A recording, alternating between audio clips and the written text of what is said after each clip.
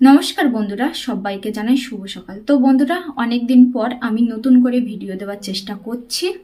সবাইকে বলবো আমার পাশে থাকো, একটু সাপোর্ট করো, আর তোমরা আমার ভিডিওগুলো রোজ দেখো।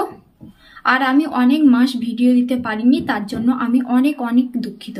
তো বন্ধুরা, আজকের পর থেকে তোমরা রোজ আমার ভিডিও পাবে।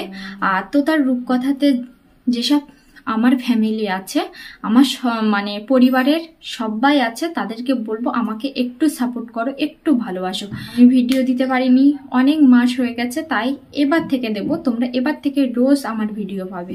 তো দেখো বন্ধুরা, সকালে ঘুম থেকে উঠে রান্নাঘরে চলে এসেছি রান্না করার জন্য, কারণ দিদি আজ বাড়িতে নেই। আমার সেজু দিদা খুব অসুস্থ, তাই দিদি সেজু দিদাকে দেখতে গেছে।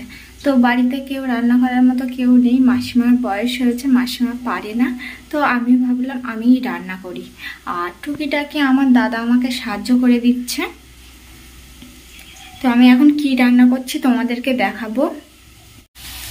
তো দেখো বন্ধুরা, আমার আলু ভাজা প্রায় কমপ্লিট হয়ে গেছে।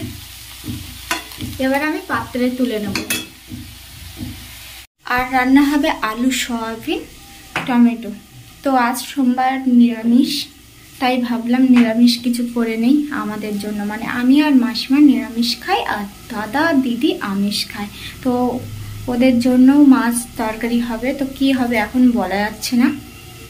তো দেখো বন্ধুরা, সকালে আমার দাদা জাল খেমন মেরেছিল পুকুরে, তাই দুটো মাছ পড়েছে, একটা জাপানি পুঁটি আর একটা রুই মাছ পড়েছে। তো জাপানি পুঁটিটার পেটি বেরোবে, কারণ জাপানি পুঁটিটা অনেকটাই বড়। আর এদিকে আমার দাদার জাল জড়িয়ে গেছে, তাই দাদা বলছিল এই জাল জড়িয়ে গেলে আমার খুব খারাপ লাগে, মাথাটা গরম হয়ে যায়, এইসব বলছিল। আলু ভাজা করে নিলাম, আর এখন করে নিলাম সয়াবিন আলু টমেটোর তরকারি। এই যে দেখতে পাচ্ছ, টমেটো আলু সয়াবিনের তরকারি। আর এবার যাব আমি মাছ কাটতে, কারণ বড়দি নেই আর মাসিমা ঠাকুর ঘরে আছে, তার জন্য আমি মাছটা কেটে নেব। তো মাছ কাটার পরে সকালের ভাতটা খেয়ে নেব, আগে মাছটা কেটে আসি। তো দেখতে পাচ্ছ বন্ধুরা, আমি এখন মাছ কাটতে বসে পড়েছি।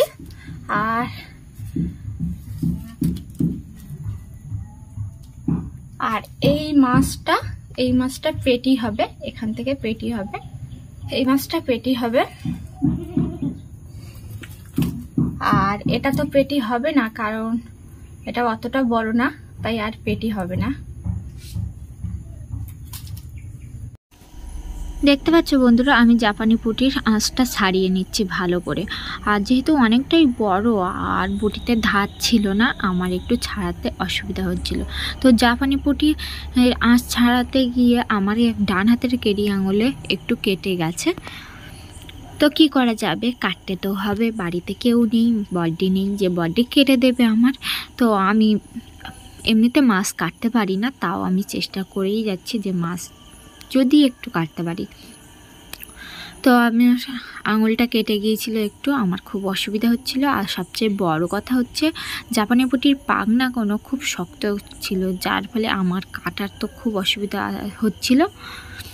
তো আমি মাথাটা কাটলাম, আর মাথাটা একটু বড়ই রেখেছি, কারণ মাছ একটু বড় বড় পিস না করলে হয় না, ভাজার সময় ছোট ছোট হয়ে যায়, তার জন্য একটু বড় বড় পিস করেছিলাম। আর আমার বড়দি মাথা খেতে খুব পছন্দ করে, তাই ওর একটা মাথা আর আমার একটা মাথা, আমি জাপানি পুঁটির মাথা খাবো আর ও রুই মাছের মাথা খাবে। তো দেখতে পাচ্ছ বন্ধুরা, আমি মাছ কাটছি, আর এখন আমি পেটি বের করছি, কারণ পেটি তো বের করতেই হবে, অনেক বড় মাছ, পেটি বেরোবে, দাকাও বেরোবে। আর পেটিটা আলাদাভাবে ভাজা করলে, মানে ভাজা করে তরকারিতে দিয়ে রান্না করলে খুব সুন্দর লাগে, পেটির দিকে তেল তেল ভাব, আর আমার তেল তেল জিনিসটা খুবই ভালো লাগে, তাই আমি পেটি বের করলাম। দাদাও বলছিল পেটিটা বের করতে, তো আমি পেটি বের করলাম, করে আমি মাছ কেটে নিচ্ছি।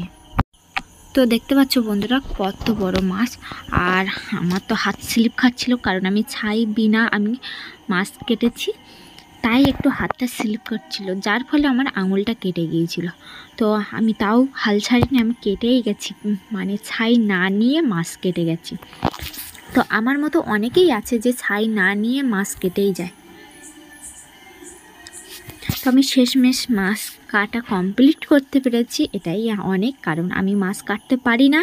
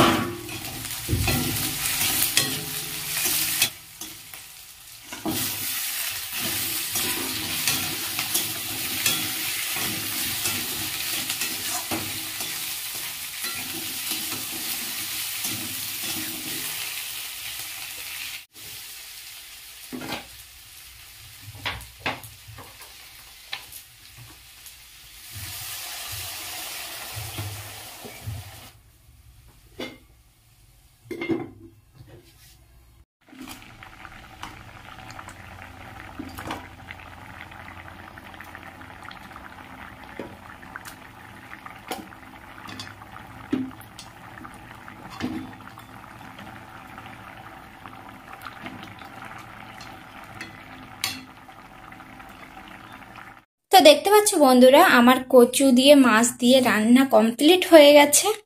এই যে আমি ডেকচিতে ঢেলে নিয়েছি, আর এটা আমি সাইডে রেখে দেব।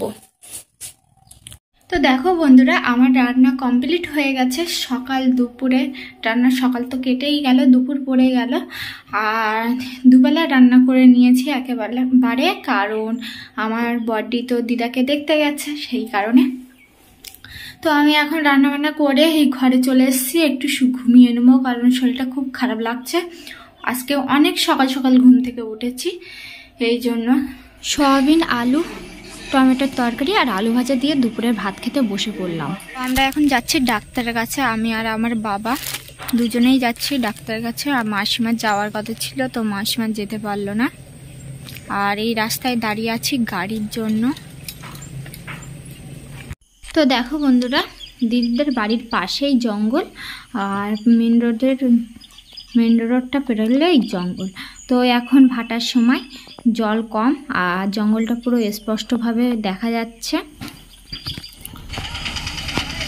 দেখতে পাচ্ছ জঙ্গলটা পুরোপুরি স্পষ্টভাবে দেখা যাচ্ছে। আর চরও পড়ে গেছে, নৌকাগুলো একদম চরে আছে, নৌকাগুলো বোঝাই যাচ্ছে। তো এই পাশেই দেখতে পাচ্ছ মেন রোড। তো দেখো বন্ধুরা, ডাক্তার দেখিয়ে বাড়িতে চলে এসছে, আর অনেক রাত হয়েছে, এখন বাজে 7:30। আর 7:30 বাজে, তাই একটু ভাবলাম একটু টিভি দেখে নেই, তারপর একটু রান্না বান্নার দিকে যাব, গিয়ে বডিকে সাহায্য করব। আর বেশি বড় করব না ভিডিওটা এই পর্যন্ত শেষ করছি। আগামীকাল দেখা হচ্ছে দুপুর 3টের সময়। সবাইকে জানাই শুভরাত্রি, রাধে রাধে।